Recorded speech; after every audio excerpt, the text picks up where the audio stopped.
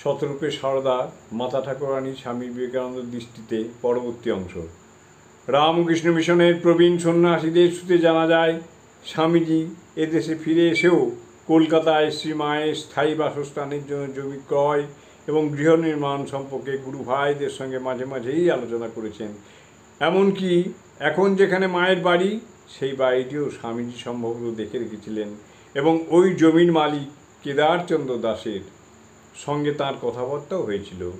কিন্তু 1902 সালে স্বামীজির হঠাৎ তিরোধানের ফলে কিছুদিনের জন্য ব্যাপারটি চাপা পড়ে। 4 বছর পর 1906 খ্রিস্টাব্দের 18 জুলাই কেদারচন্দ্র দাস মায়ের বাড়ি জমিটি বেলুড় মঠকে দান করেন।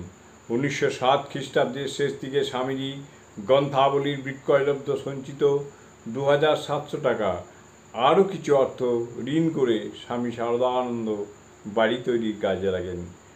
1908 খ্রিস্টাব্দের শেষ ভাগে বাড়ি তৈরি শেষ হয়। 1909 খ্রিস্টাব্দের 23 মে শ্রীমা এই বাড়িতে পদার্পণ করেন। অবশ্য রামকৃষ্ণ মঠ, রামকৃষ্ণ মিশনের একজন বিশিষ্ট গবেষক সন্ন্যাসী স্বামী প্রভানন্দ মনে করেন, এমনও হতে পারে স্বামীজিকে হয়তো শ্রীমা নিজেই নির্দেশ দিয়েছিলেন প্রথমে মূল মঠ তৈরি ও সংগঠনের কাজে সর্বশক্তি নিয়োগ করতে। জয় মা, জয় মা, জয় মা।